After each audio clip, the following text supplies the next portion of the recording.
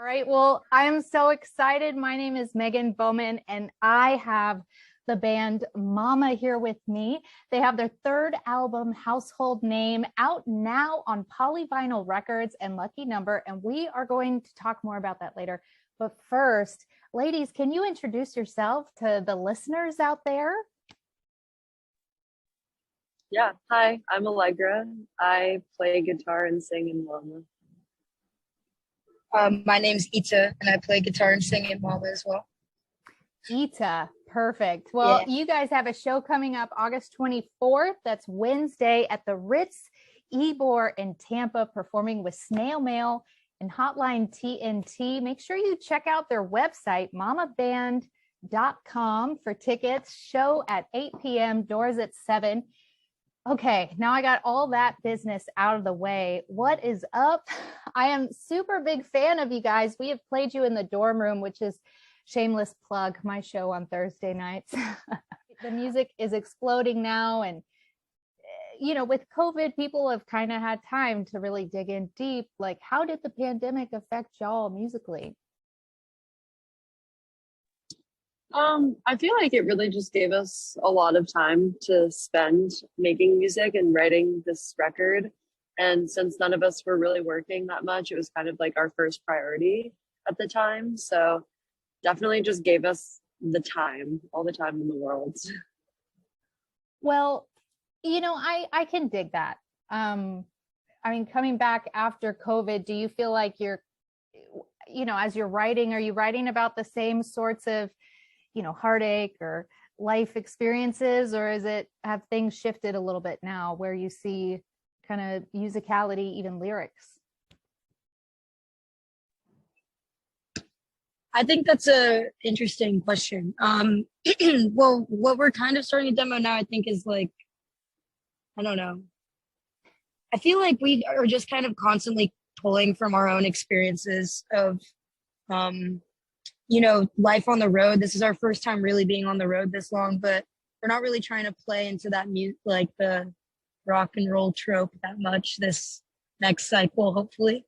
So, yeah, I think we're just kind of pulling from everything. We're experiencing a lot of new things and cool things in life. So, you know, just communicating, I guess, and talking through our experiences as much as possible and trying to relay that into something that other people can also relate to. Yeah, and you know, you speak of touring. I mean, you guys have a pretty heavy touring schedule from now till mid-October, nearly every single day. You're traveling, you're seeing all these new places, and I'm excited. So I'm originally from Austin. So I was super stoked to see you guys are playing the Mohawk in Austin like next week. It's such a great venue and it's sold out. So congrats on that. And yeah, I think Austin is probably one of my favorite places besides Tampa, of course, which you're going to be at this week. So when you guys travel to a new city, do you have time to see anything, or, you know, is there something you do in every single city when you get there, or is it like unpack, play, bounce? Yeah, there's not too much time to really go out and explore because it's mainly like load in at 4, sound check at 5, doors at 7. So, I mean, we like to eat. We had like a good meal last night, or it's nice to just be able to like walk around the block that you're at where the venue is. But besides that, you don't really get to explore too much, but it's still fun seeing new places. Well, when you guys come to Tampa, you got to make sure you find a Cuban sandwich to try. If you like pork and roast That sounds beef delicious. and mustard, those are like and pickles. It's pretty much that, but it is delicious. I highly recommend. Very down. You guys are originally from LA, but now you're based in New York, right? So, I mean, I gotta ask because I'm from the other coast, right? The other Sunshine State. I don't know if you've had a chance to see any of our beaches, but what do you think, Florida or Cali? Well, we've never been to Florida, so No, we'll this see is what your happens. first time. Yeah, we're not even there yet. we're slowly treading right now in the van, but I'm gonna have we'll to check see. back in with you guys and find out Yeah, if you please do. happen to catch it, because it's always kind of back and forth. Some people swear by Cali beaches, some people swear by here. I will say on this side, you're not going to have waves, so you're going to have like Ooh. that. It's not gonna, you can float, but you're not gonna surf. My brother-in-law is from Florida. I'm like not sure where, but my nephew was just there, and I spent time with him in California, and he was like, we went to the beach actually, and he was like, I wish we were in Florida right now. The water's way nicer, just because it's like hot there. In California, it's so cold. You guys met each other in high school, and I found this little thing out, Allegra, that because let me start. I'm a huge Buffy the Vampire Slayer fan. Like, I am a stan for Buffy and Angel. And I read that you guys met in high school because, Ida, you made a box with a picture of Spike from Buffy on it. Is that right? I need context. Let me explain. We there is like this club that we were both a part of, and part of it was like you get these secret Santas, right? Was it Secret Santa?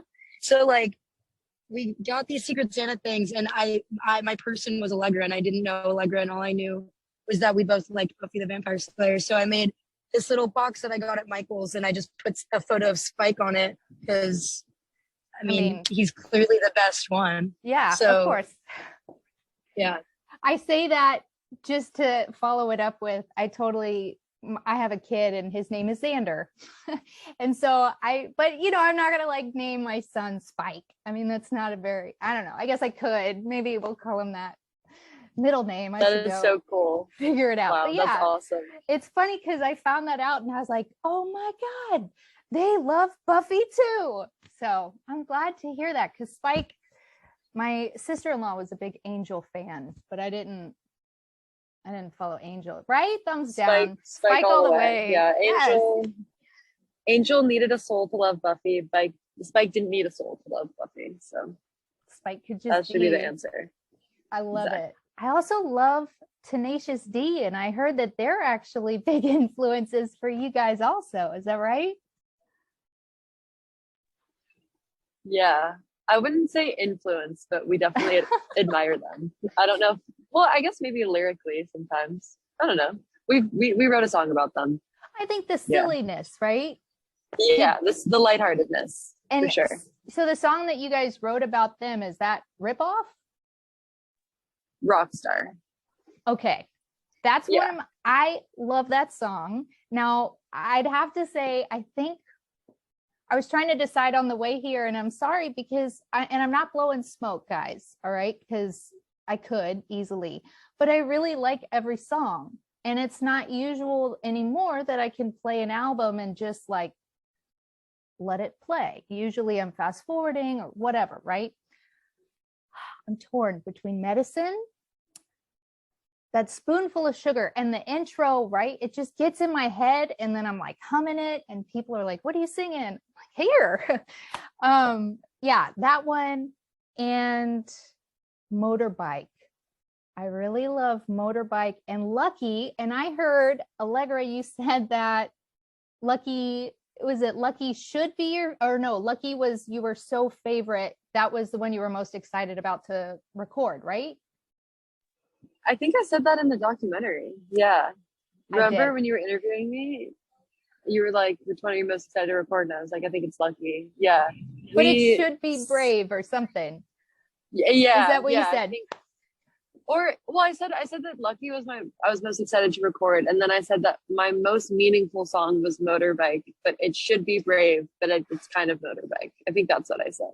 I did enjoy the interview, guys. Also, I thought it was a lot of fun and how you were asking your questions. It was interesting to hear kind of and see that behind the scenes. I always talk about, VH1, where are they now? Like one day this will go on that.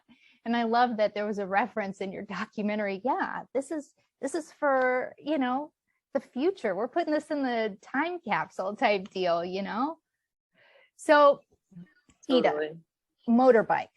I have a question about this. And because to me, I think motorbike, I think motorcycle.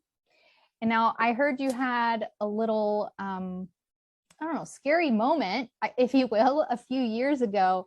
As a musician, I would think that your hands are probably the most important things to you, right? And so you're driving this motorcycle in I always feel bad saying it. Is it Nevada? Nevada, yeah. Not Nevada. Nevada. Not Nevada. Nevada. Nevada. You heard it here. It is Nevada. So you fell off the bike and you broke both of your wrists. Is that right? I did do that. Indeed. Allegra was there. I will make the point that has nothing to do with the song Motorbike though. Cool. Just because that was a song that Allegra wrote. And then I broke my wrists like right before we even started demoing, I think, or maybe like right when we were starting to demo for this record. But yeah, it was like a really shit time.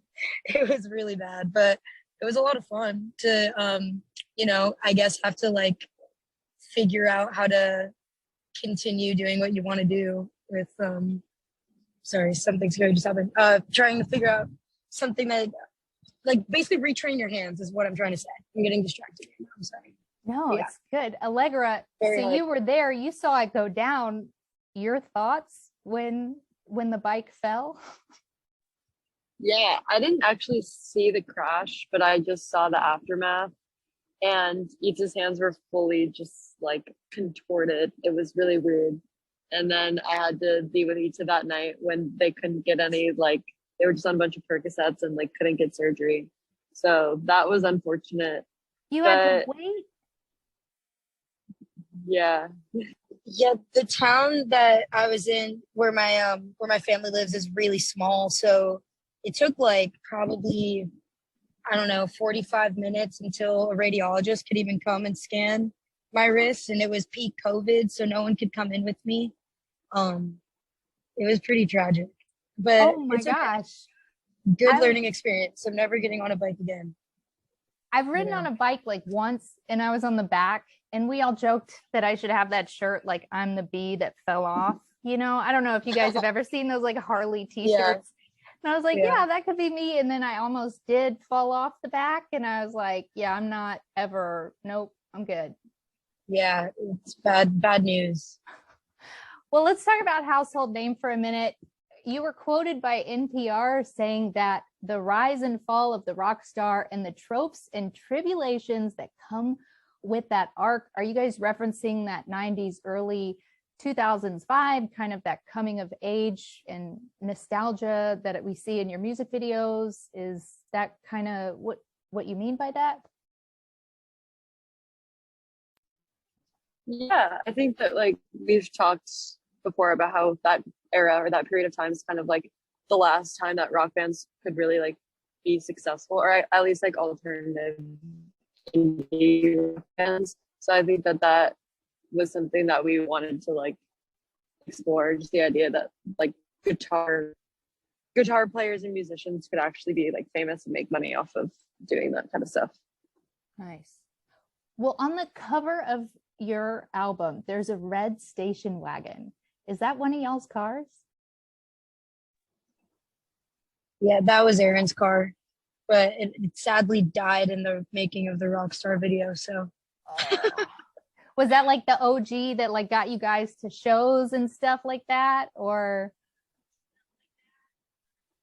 no. Not really. It was actually Ita's OG red Mini Cooper drove us to a lot of shows back in the day in high school when it was like just Ita and I. But we've ridden in the Subaru a couple times, 4 times. We just thought it looked cool. We just like the vintage vibe. I do want to say really quick that I heard No Bite and Lucky, and I want to give some flowers to Dorothy Carlos on the cello, because whoa, buddy. I was like, but I'm a huge cello fan, right? But incredible. I mean, the musicality on this album, it's good. It's really good. Now, I know, like Speeding 72, I heard that Allegra, your dad, said it was very mersh. Yes, he's a commercial. That's his nickname for commercial for whatever reason. I think that's so cute though. Do you guys find that your families are invested in it and they support you guys through all of this in a big way? Definitely. My dad like constantly sends me shit. I don't know. He knows more about my band than I do.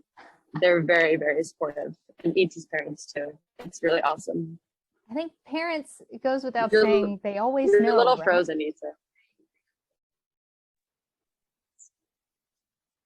Oh, we're both kind of starting to freeze. We might be driving someplace that we're losing service or something. You know what? That's okay because we are coming up to the end. So again, thank you so much. It's been a pleasure to talk with you. I do hope that I'll get to come see you on Wednesday, and be safe traveling. I know you guys are in Orlando and then by way of Tampa. So make sure you guys hit up a Cuban Sandwich and enjoy. Awesome. Definitely will do. Yeah, thank you for everything. Thank you. Definitely come say hi if you come to the show. Of course. Well, thanks again, Mama. And we'll talk to you later. Break legs. Thank you. Thank you. See ya. Thanks. Bye.